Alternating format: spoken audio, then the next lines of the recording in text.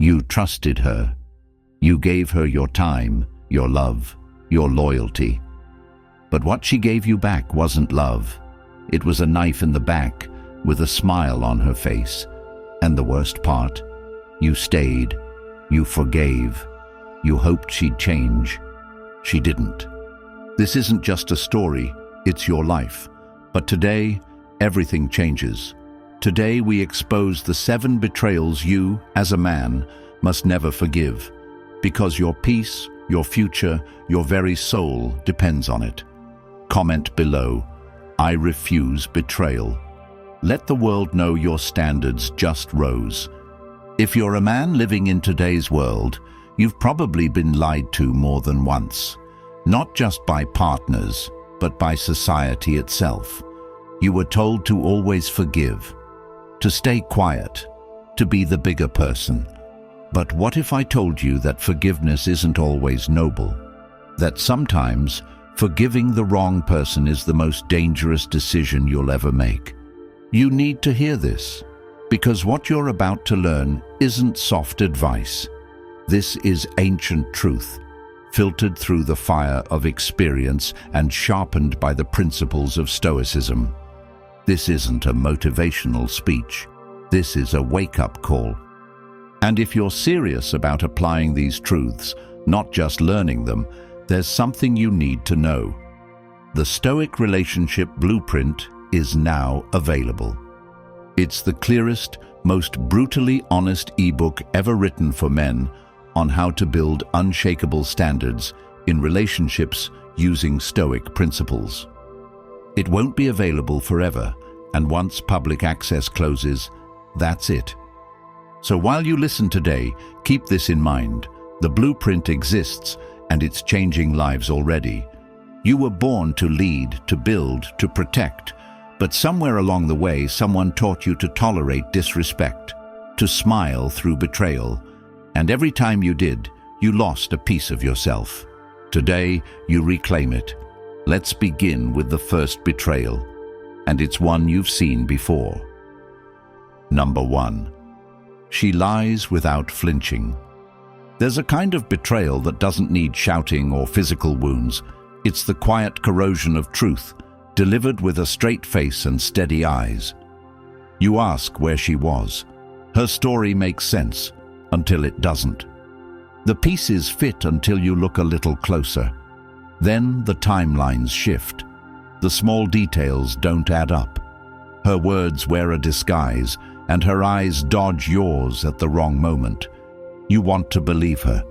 You tell yourself it's minor, that maybe you're overthinking. But deep down, you know. Because every man has a gut instinct, and you've been taught to silence it. Every time she lies, she tells you that your reality doesn't matter. That what you know, what you feel, isn't real unless she confirms it. That is not just deceit, that's theft. It's the theft of your perception, of your confidence, of your sanity. Over time, you start to second-guess everything, not just her, but yourself. You question your memory, your emotions, even your worth. This is how control is won, not by force, but by subtle rewiring of your trust. And when she gets away with one lie, it becomes easier to tell the next. What started as a small distortion becomes a web you can't escape from. She lies, and instead of demanding truth, you adapt. You lower your expectations. You start walking on eggshells around the very person who should be your peace. Men, this is not love. It never was. Love does not thrive in shadows. It does not play games with your reality. A woman who lies to you without flinching has already chosen her side, and it's not yours. She's protecting her secrets, not your bond. She's preserving her image, not your dignity. And the moment you choose to overlook a lie, you choose to participate in your own betrayal. You hand her the blueprint to destroy you piece by piece. Because a lie, repeated enough, doesn't just become her habit, it becomes your prison. If you can't trust her words, you can't trust her presence. And if you can't trust her presence, you're sleeping next to a stranger with a mask. She'll call it misunderstanding or miscommunication or say she forgot. She'll play innocent because the truth would require accountability. But ask yourself, how often have you lied to someone you truly loved and respected? How many times did you distort the truth just to get away with something? You didn't. Because when a man loves deeply, he protects, he preserves, he tells the truth even when it's uncomfortable.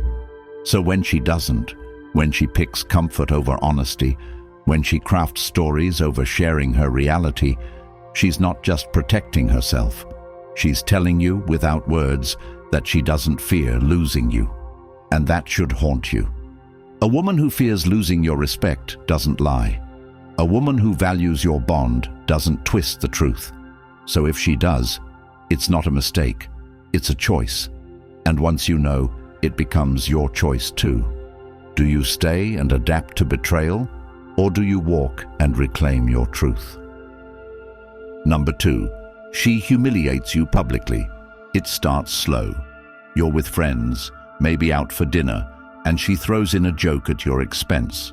It's small. Everyone laughs. You laugh too, even though it hits something deep inside. You brush it off. It was just a joke, right? But then it happens again and again. Suddenly, the person you confided in, the one who should be your anchor, is casually using your flaws, your past, your insecurities as entertainment. And the crowd laughs while your dignity bleeds. You sit there, smiling, nodding, because what else can you do without seeming too sensitive, too weak? So you endure it. You pretend it's fine. But inside, something cracks. What she's doing isn't humor. It's exposure, and not the kind that makes you stronger. It's the kind that makes you smaller. A woman who loves you doesn't weaponize your vulnerability. She doesn't take the sacred things you shared and turn them into ammunition. Public humiliation is not a slip. It's a calculated act. It's her way of showing you and everyone else that she holds power over your image, that she can bring you down a notch whenever she feels like it. And the more you tolerate it, the more she uses it, because now she knows you won't fight back.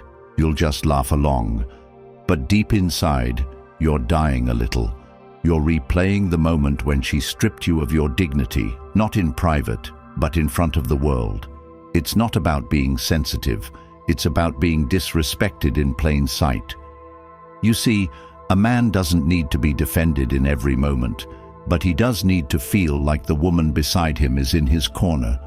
And when she's not, when she becomes the audience and the performer of your downfall, she doesn't just disrespect you. She teaches others to do the same. If she doesn't guard your reputation, who will?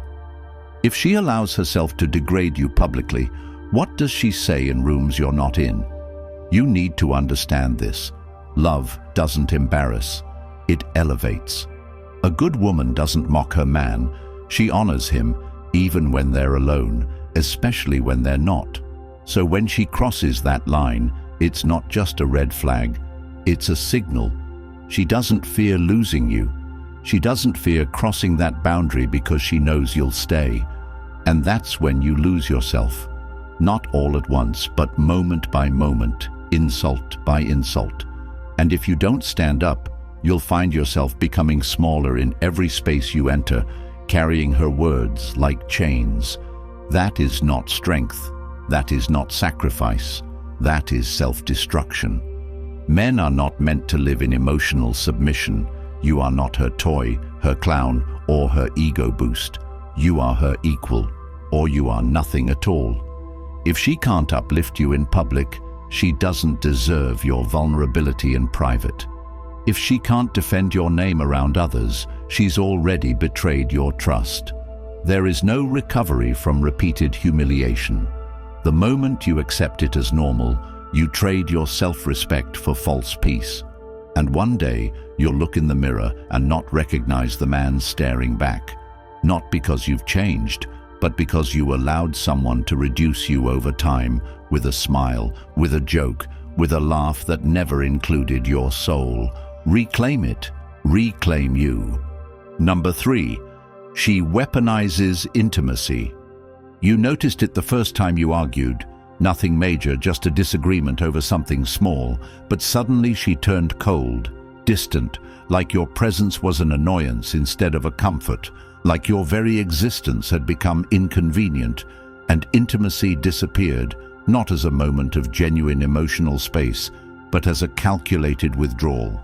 And it stung more than the argument itself, because it wasn't just about space, it was about power. And over time you saw the pattern form clearly, how affection became a reward, and her love, her touch, her attention were no longer acts of connection, but levers she pulled based on how obedient you were, how compliant, how willing to suppress your truth to maintain harmony. And that is not love. That is psychological control dressed as emotional distance. And yet you tolerated it, hoping it would return, that she would return. But what you didn't realize is that every time you gave in, every time you apologized for simply existing in your full truth, you reinforced her belief that intimacy was hers to grant or revoke. And you began to shrink, to edit yourself, to fear disagreement, not because of the disagreement itself, but because of what would be withheld in its aftermath. And slowly you lost more than affection. You lost your ability to be seen, to be heard, to be accepted unconditionally, and she knew what she was doing even if she pretended not to. Because when someone loves you, they do not use connection as currency. They do not turn vulnerability into punishment, and they do not take something so sacred and twist it into a tool of behavior modification. And yet that's what happened. And you began to live in anticipation, calculating your words, managing her moods, reading her signals not out of love but out of survival. Because when love becomes conditional, it stops being love and becomes a transaction, a quiet contract where one party always loses. And in this case, that was you. And I know you might tell yourself that relationships ebb and flow, that people have moods and intimacy can't always be perfect, and that's true. But this isn't about a bad day. It's about a recurring strategy where she makes you earn what should be given freely, and when you're forced to earn love, you become addicted to approval.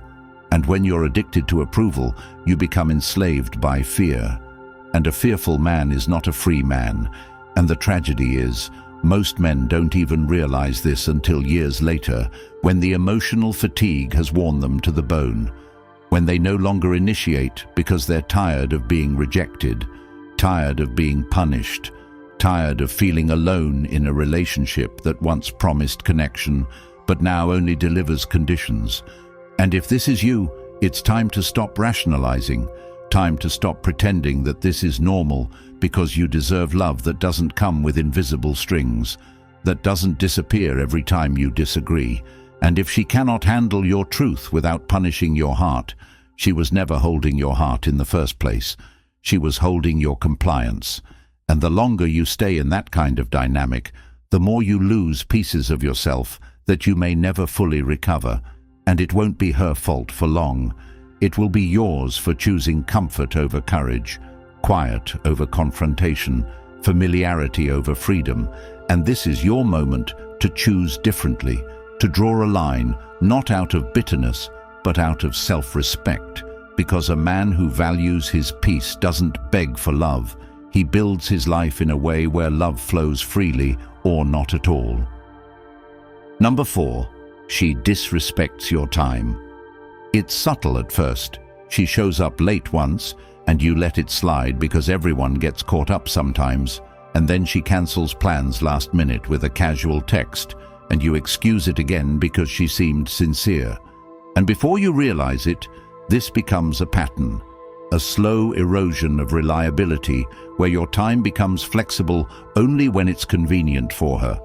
And she doesn't even apologize anymore because you've trained her, not with your words but with your tolerance, to believe that your time is optional, negotiable, disposable.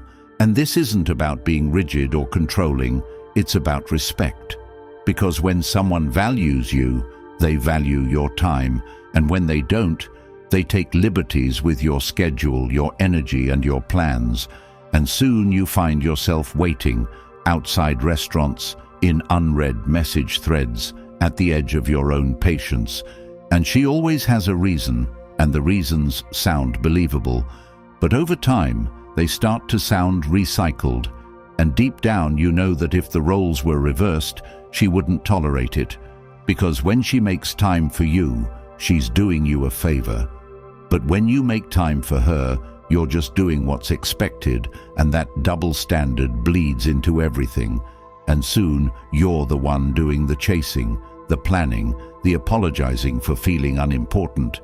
And this imbalance grows roots, and the resentment you swallow daily becomes heavy, and you begin to notice that her time has structure, urgency, importance. But yours is just space to be filled, delayed, or forgotten depending on her mood. And this teaches you something profound, that you've allowed yourself to be seen as someone whose presence doesn't matter unless she feels like it. And that's the kind of realization that can break a man or rebuild him. And if you let it break you, you'll become bitter, withdrawn, resentful. And that's how good men lose themselves, not because they weren't worthy, but because they let someone convince them that their worth was negotiable. And that's the lie you must stop believing, because your time is not just hours on a clock. It is your life in segments, your mission in motion, your purpose being played out moment by moment. And anyone who disrespects that, disrespects everything you are and everything you're building. And the longer you stay with someone who treats your time like a backup plan, the more you tell yourself that your priorities don't matter, your dreams can wait, your life can pause for their convenience. But the truth is, no one who genuinely loves you will ever make you feel like an afterthought, and no one who respects you will consistently test your patience and expect your loyalty, because love is punctual. Love shows up, love remembers, and love doesn't make you feel like a placeholder while she decides what she really wants. And if she can't commit to showing up on time, she can't commit to building a future, because timing is everything, not just in relationships, but in life. And if she's not respecting your minutes, she will not protect your decades. And you, man, were not put on this earth to wait in emotional limbo while someone figures out whether you're worthy of being prioritized. And if you ever needed a sign that it's time to move differently, let this be it. Choose you, protect your time, and give your energy only to those who treat it like the irreplaceable treasure it is. Number 5. She undermines your mission. Every man carries a fire inside him, a vision, a direction, a mission that defines who he is and who he's becoming. And when a man is connected to that mission, he becomes immovable, focused, driven. But when the one he trusts most begins to treat that mission like a hobby or a phase, something unworthy of her belief, the fire begins to dim. Not because the mission lacks value, but because the energy needed to protect it is being drained by the very person who should be fueling it, and it starts with small comments, harmless at first glance. That's a lot of time you're spending on that, or are you sure that's realistic? And at first, you explain, thinking she doesn't understand, thinking she just needs context, but it continues, and soon your dreams start to feel like burdens you have to defend rather than truths you can declare, and this constant need to justify your vision starts wearing on your spirit, until the spark you once had becomes hesitation, doubt, fatigue, and you stop speaking about your goals, not because they've faded, but because the environment you're in no longer feels safe for ambition. And this is how it happens, not with a dramatic fight or an obvious insult, but with consistent resistance to your greatness. And if you're not careful, you'll internalize her doubt and start believing that maybe you were aiming too high, that maybe the path you're on really is foolish, and before you know it, you've betrayed yourself to preserve a relationship that does not honor the fullness of your potential. And the truth is, she sees your light, and that light either inspires her or threatens her. And a woman who is threatened by your growth will always try to keep you small. not with open sabotage, but with quiet discouragement. And the tragedy is that so many men adjust. They shrink. They settle into a version of themselves that is easier to digest, easier to support, because it doesn't force her to confront her own limitations. And that is the betrayal, when you become a version of yourself that fits her comfort instead of honoring your calling, and you don't even notice it at first because she's affectionate, present, maybe even supportive in surface-level ways. But deep down you know that when you win, she's not proud, she's uneasy. And when you struggle, she's not worried, she's relieved, because your momentum reminds her of her stagnation. And instead of rising with you, she would rather you sink with her, and you must decide, do you continue climbing with or without her? Or do you stay loyal to a connection that quietly resents your evolution? And if you choose the latter, understand this. You will lose more than time. You will lose your voice, your edge, your drive. And years from now, you will look around at the life you built, not with pride, but with regret, because you'll know it was shaped by compromise, not conviction.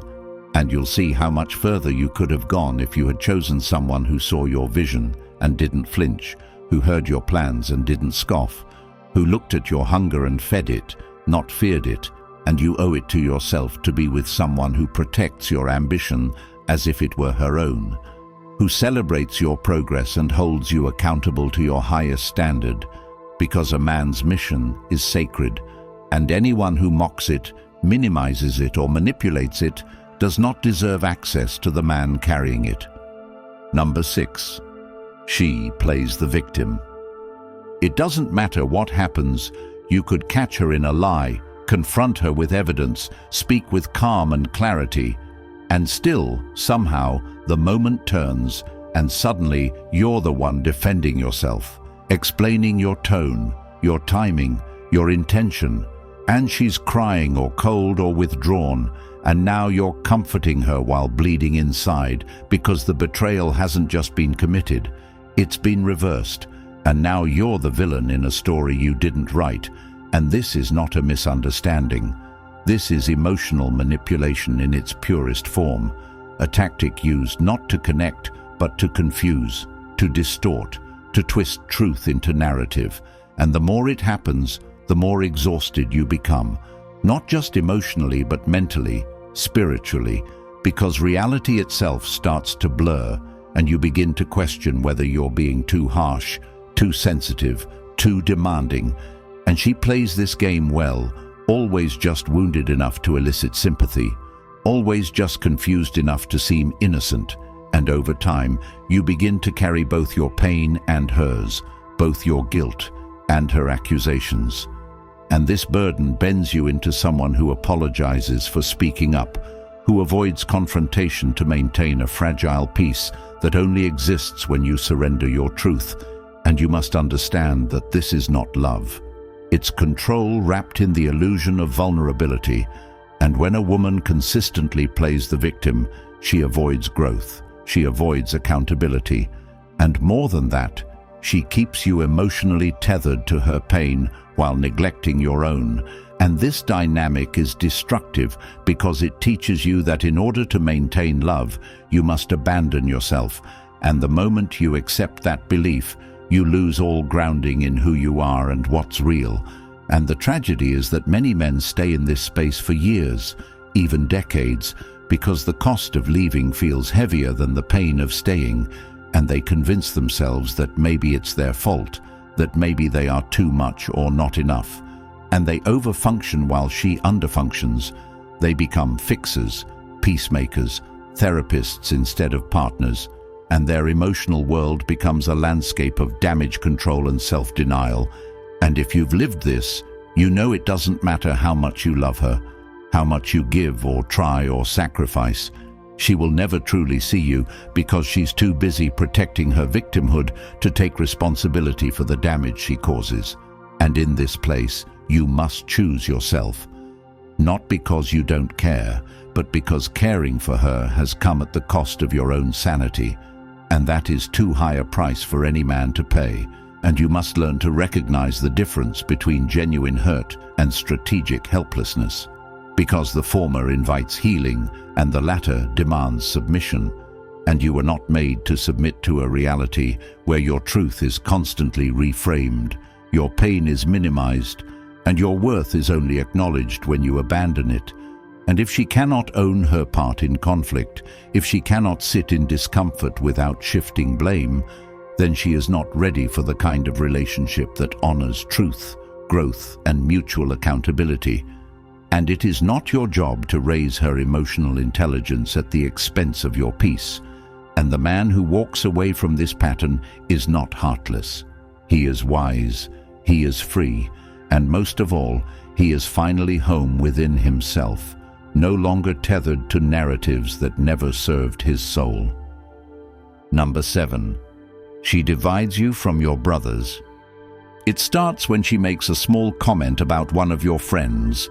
Nothing dramatic, just subtle enough to get you thinking, "He's immature," she says, or "He's a bad influence."